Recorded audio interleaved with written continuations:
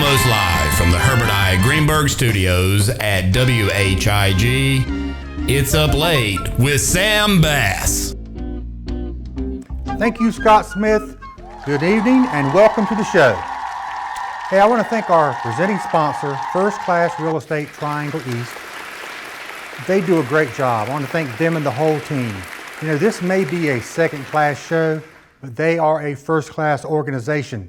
Believe me, they're great folks. Also, our other great sponsor is Metro Maintenance. Fantastic as well. I want to thank them for their support tonight, and I want to recognize one of their employees. Tonight we're going to recognize Greg Smith. He's an electrician and a plumber. He's been there about 20 years or longer. He can build or fix or maintain any kind of general maintenance, plumbing, electrical that you need, commercial and residential. He's your guy. Shout out to Greg. So our guest tonight is the lovely and talented Adrienne Copland. You might have seen her crawling out from under a house in Rocky Mount or driving around with a grocery cart in the back of her truck. We'll get to that later. But she does do a lot here in our community with organizations like Sleep in Heavenly Peace, Preservation Rocky Mount, and I'm really excited to hear some of her stories. So, St. Patrick's Day was last weekend.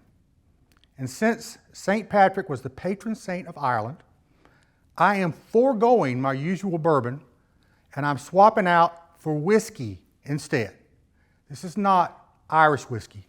This is Redneck Riviera whiskey. Close enough. But I guarantee if you drink enough of it, you'll see a leprechaun. That's a scary shot. But while we're on the subject of leprechauns, how often you get to talk about that, right? Only on this show. Everyone knows about a leprechaun and the pot of gold at the end of the rainbow. If I could manage to find the end of the rainbow, which is scientifically impossible, but let's just imagine for a second here, maybe if I drank enough of this redneck whiskey, I could come up with my 5 things that we'd probably find at the end of the rainbow instead of a pot of gold. Because I don't think I'm lucky enough to find an actual pot of gold. And also, I hadn't been a very good boy this year. Wait a minute, that's St. Nick. We're talking about St. Patrick. I hadn't been very good, but you get the point. So let's imagine for 1 second that I found the end of a rainbow. Here's my top 5 list of things with my luck I would probably find. Top 5. Number 5. More whiskey. I can go with that. Wait a minute. It says here an empty bottle of whiskey. Number 4, a pot of pickleballs. Yeah, I guess I might deserve that. One of these days, I'm going to prove you folks wrong about pickleball, and you're going to see I was right the whole time. Number 3, a $500 gift card. Now we're talking. Wait a minute. A gift card to Blockbuster. That's what it means. I'm hesitant on this. Number 2, a pack of rectal rockets from St. Patrick Ignacio. Oh no! Wait a minute, did somebody pay to put this up here? What is he trying to say exactly? And the number 1 thing I would probably find at the end of the rainbow with my luck is an autographed copy of John Check's new book, Checkmate, The Host with the Most. The most what, John? This is a very thick book, so you got a lot of time on your hands. Anyhow, there it is, folks. Sit tight. We'll be right back with Adrienne Copland.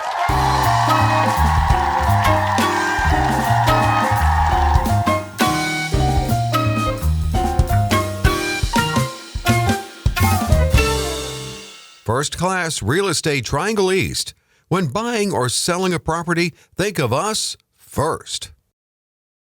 Metro Maintenance has provided fast, reliable services in Nash, Edgecombe, and Halifax counties for over 35 years. Metro Maintenance offers services for residential, commercial, and institutional facilities. These services include heating and cooling, electrical, plumbing, and general repairs. Our numerous years of experience, knowledge, and resources help us to accomplish our mission of serving our customers with superior service achieved through integrity and hard work. All of our work is guaranteed. For service, call 252-977-2730 or find us on the web at metro-maintenance.com.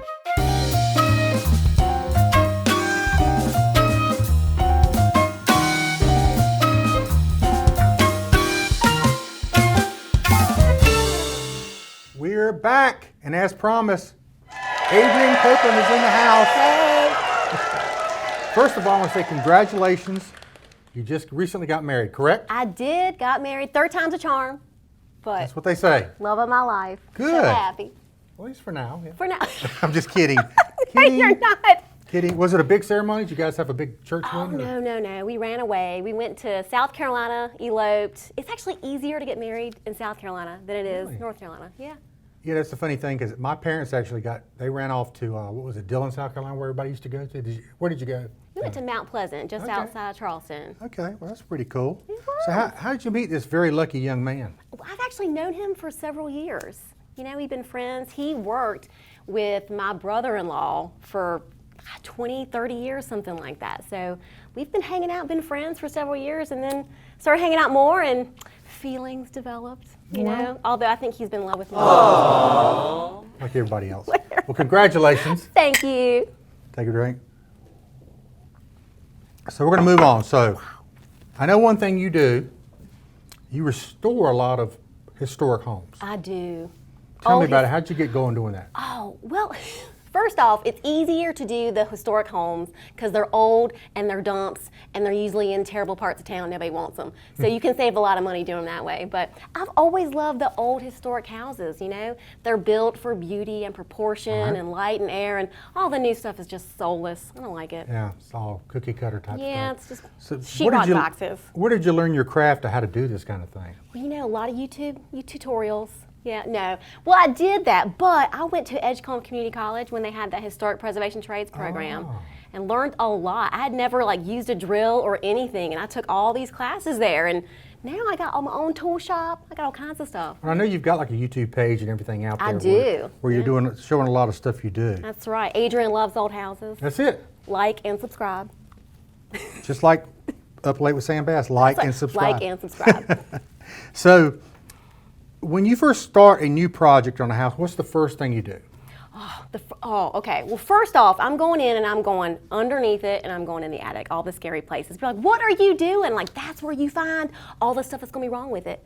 So I go up underneath, I get my coveralls on, and I crawl up underneath there. Now, if I can send a guy in first, to get the cobwebs out, that's Right. cool. But if not, you just make a lot of noise, get a stick and get the cobwebs out. But you got to find all that rot.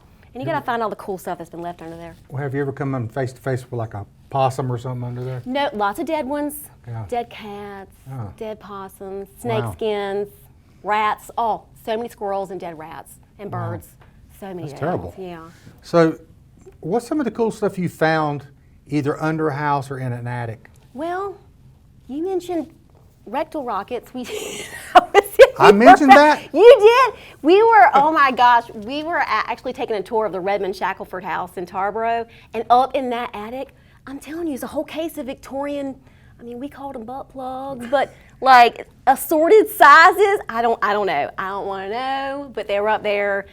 Okay, Ask so Grandma. this show officially became rated R. I'm just saying what was up there. That's what I found. So my next question was anything weird or gross, but I don't think there's anything much weird or gross than that. Oh, you don't want to know. What? Okay, I Go ahead. have one of my houses. I went up into the attic, and someone had been living up there at some point. God. They had a little kitchen, they had a dining room, and they had a bathroom. And I'm talking about there was they like to poop here, and they like to poop here, and I was like, oh, this is so nasty. I had to clean it up. It was so gross. Oh, my God. Yeah, shoveling poop, human poop. That's what you have to do when you do these old houses. So gross, so nasty. So there was something to do. You found some kid had a little playroom or something going on in an attic? Yep, Tell me so about there it. was it was a weird little hatch doorway that went into the attic of a porch. And the kid had made his own little fort there. There were SpongeBob posters in there. And then there was like crayons and markers and huge stacks of Playboys.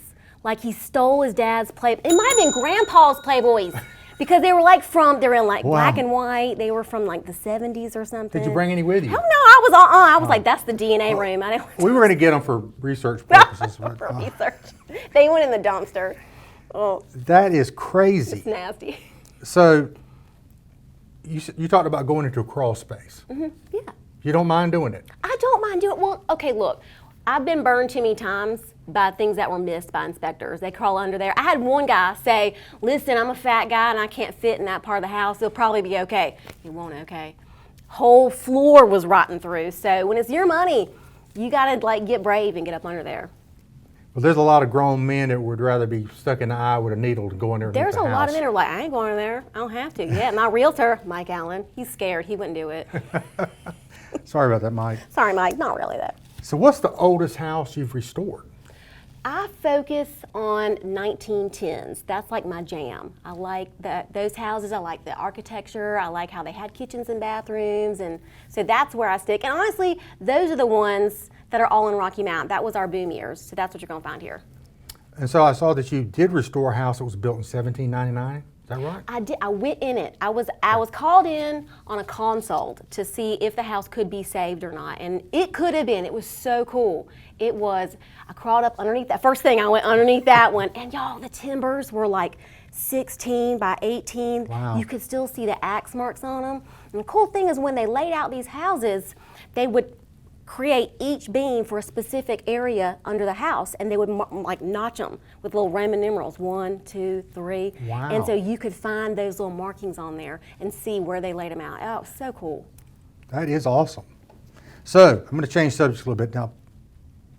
I want to ask you a crazy question. Did I see you driving down the road one time with a Piggly Wiggly grocery cart in the back of your truck, or did I imagine that or dream that? All right, so what you saw in the back of the truck was the Dollar General cart, because you can pick those up. So I picked those up and put them in the back and drive them back, because in my neighborhood, I don't know, people go shopping and they just leave on the parking lot with everything in their basket, and then they just leave the carts wherever. Well, then you get to the Piggly Wiggly ones, I can't lift those, they're too heavy. And I see. I can't lift. All right, so what I did is I tilted it over onto the back of the ball of my trailer hitch, and I just drove it because it was so heavy. I drove it all the way to the Piggly Wiggly. I got so many looks. I was freaked out. I was like turning on the backup camera trying to see like if it was still on there or not. I see grocery carts all over town. They're left everywhere. They're left So everywhere. I'm glad there's people like you out there picking them up and taking them back to the stores. The sucky part is having to get all the trash out of them first. Oh gosh, I can Yeah. imagine. Oh, they do. Yeah, adult diapers, used ones. I mean, the homeless use them. They get their use out of them. We'll say that. Oh. I wanted to ask you about the Sleep in Heavenly Peace project. Tell me a little bit about that when you were doing that. Okay, well, I'm still involved with them, but Okay. so what it is we build beds for kids who don't have one. So no kid sleeps on the floor in our town. So what we do is we get the lumber donated and we build it to spec, and we build an entire bed. And then when people apply for a bed, it's any kid ages 3 to 17. We deliver it and we get the mattress, the sheets, the pillow, the whole bed, assemble it right there. I say it's everything except pajamas. I do know the Chamber did a thing called Cover with Care and provided bed sets, comforters, things like that. Yes. And our goal was to do the 100 beds that the Rotary Club did. Oh yeah. And I think we got pretty close. Got so pretty we got a close, lot of yeah. stuff collected for them. So That's 100 kids off the floor. exactly, great cause. It's great. So I really appreciate you being involved there. So, is it true you lived in New York City at one time? I did. I lived there. What'd you do up there? I worked in the diamond trade. So Wow. I graded diamonds. I got my degree in geology, but I didn't like the dirty rocks. I like the pretty sparkly rocks. So like I all was the girls. gemologist up there grading diamonds in labs. Give me some more details because that's very interesting. Well, all right, so when you grade diamonds, if you're gonna buy one, it'll be like F color, VS2 clarity, like we would give it those grades. And Right. so we're sitting there with microscopes and special lights and tweezers on our desk, and it was nothing to have $500,000 worth of diamonds on your desk at any given time. It was just, it became commonplace. And the funny thing was, it's like if you needed a second penny, you'd be like, hey, Irina, check this one out, and you just throw it. And she would catch it, like, oh, I lost it, I'll be fine. Like, it's amazing how we didn't care. That was at one of the labs. One of the labs, that was pretty slack. Then I moved to I won't name the jewelry store, but it was a very, very high-end store, and I worked in their lab, and they were serious, like strip searches. Like if you dropped one, if I'm working and I drop one, because they pop all the time because you're in tweezers, and this is pretty common. If I drop one, you can't move. You can't leave, you can't go to lunch. I don't care if you have to pee, you can't go nowhere until I find it. After 30 minutes, then they're going to take you up and lock the whole lab down. Everybody has to stop there doing and start looking for it. Then after another 30 minutes, they take you to the bathroom and strip you down and search you. So if I mean, they will cavity search you. Okay. Oh yeah. I was going to ask you, how invasive is the search? They will. Now it didn't ever happen to me, but one dude when I was working there, he had to be searched. They didn't find it on him, but you should have seen his face when he came back. It was like he had been violated. Oh, it was awful. Well, with all the comforts you have with dirty things, I'm surprised you weren't the one doing the searches. They asked, but I was really busy that day. I would have. I'd be like, I'll get in there. There you go. I'll find it. Give me a glove. So what's the biggest diamond you've ever seen? Well, I've seen huge ones, but like personally held it and worked with it. That's what she said. It was a 12 carat. Okay. 12 carat round. It was almost perfect. It was going to be used for like a bicentennial diamond because it was a perfect carat weight or something, and for like the company, the store. Am I giving too many clues? Yeah. But then, but if you go into the Diamond District in New York City, it's 47th Street between 5th and 6th. It is the coolest street ever. You just to walk down there, you'll see diamond. I'm talking 40 carat. You'll see like this, like everywhere, all in there. Wow. It's so neat. So what's the 3 C's of diamonds? It's cut, clarity, and what is it? Well, there's 4. Oh, okay. There's 4. There's the cut, clarity, and then there's carat. And then, what is the 4th one? You're the one that says there's 4. Cut, clarity. Cut, clarity, and clarity, color. Color. Carrot, did we say that? Carrot. Carrot. Cut, clarity, Cut. color, and carrot. Yeah, there it is. Color. Okay, the 4 C's, folks. 4 C's. You have learned that here tonight. They wouldn't hire me back now. I forgot it all. Yeah, well, you just ruined any I chance just of ruined ever, it. of I'm ever like, going back. she really worked there. Yeah. So on your Preservation Rocky Mount, you not only do houses, you do commercial as well? Is that what I'm We hearing? do any building. So what we'll do is we've saved lots of buildings downtown, like the Monique Brown building. We've like restored that one and put it up for sale. She bought it from us, and then we try to work with houses as well. And we do salvages. So if the city is tearing down a building or anybody else, a building has to come down, we'll go in and salvage all the stuff. That's where you really got to get dirty. You're gonna step on nails. You're gonna get poison ivy. That's where you see all the like dead birds and squirrels and stuff, but we pull out like mantles, doors, windows, flooring, all that kind of cool stuff, and we put it in our warehouse for sale. We got a new one that we're trying to save. We're actually partnering with Sleep in Heavenly Peace. It's going to be like a double nonprofit space, probably have room for more, so we got to put a new roof on it. It's down in the hood too. It's at Happy Hill, so that's where I live. It'll be like we're fixing up the hood. There you go. Well, you said you have a store with a lot of old things in it? We 'Cause do. I'm very interested in that. It's on Falls Road right now, but that's where we're going to be moving it to is 600 North Vine Street when we get this warehouse fixed up. It was an old tobacco storage warehouse. The old Finner's warehouse was part of that whole group. And so we're fixing up that warehouse, and that will be a giant store where you can sell stuff out. Not really sell stuff, store things. You can come in and look and see everything we have. But if you want it, if it was attached to an old house at one point, we might have it. Light fixtures, flooring, trim, glass. Because I have a house that was built like 1949. We've And got so stuff like that. It's got a lot of really cool features to it, but there's things I'm looking for that house, and I'm thinking maybe you guys might We have probably do have it. And if you have some like windows or doors in the attic that somebody took out and you don't want, we'll take them. You can donate them to us for a tax write-off. I have like 4 windows Yes! that we were getting ready to put beside the road. Don't do it. We'll come get them. Okay, they are old windows. Yes. I will get them and I will bring them to you. We will come and pick them up, and I'm one of those like I call it junker on the side of the road. Like driving down the road, you see somebody put like a door or window, and I'm like, you drive around and throw it in the car. We once got a full mantle inside the back of a Chevy Equinox. It was sticking out. We couldn't get it into the back. We got it through the 2 side windows on the passenger side. Amazingly enough, you can fit one of those in there. It was his company car, so he didn't care. Well, I can promise you, when this store is up and operating, I will be coming to see you. Come on by. And listen, I want to thank you for taking your time to come in. It's been a delight to talk to you. Well, I got paid in a shot, so There I you go. appreciate it. Lots of fun. Thanks a lot. We'll be right back.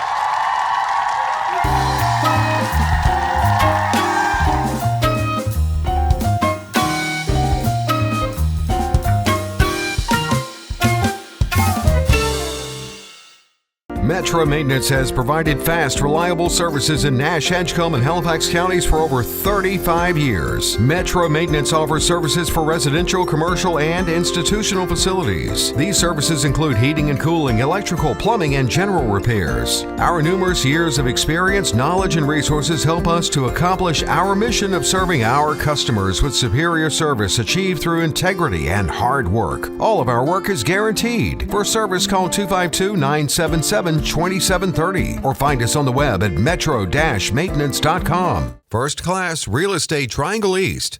When buying or selling a property, think of us first. Hey, I want to thank my special guest tonight, Adrienne Copland. We had a really good, lively discussion tonight. And, you know, she's great. You see her around town. She's everywhere. I'm telling you, there's 3 or 4 of her running around. I want to take a minute, too, to mention our dog of the week from the Maggie Society over in Wilson. His name is Dallas Brooks. I do not know how they come up with these names, folks. But he's a German Shepherd puppy. He's 6 months old. He gets along well with other pets. He loves stuffed animals and belly rubs, like me. Also, mark your calendar for May 4th. The Maggie Society is having a big fundraiser at the Whirligig Park in Wilson. And they still have sponsorship opportunities, so if you're interested, make sure you get in touch with them. Also, don't forget to subscribe to our YouTube channel. Don't forget to send us emails. Thank you for watching. See you soon.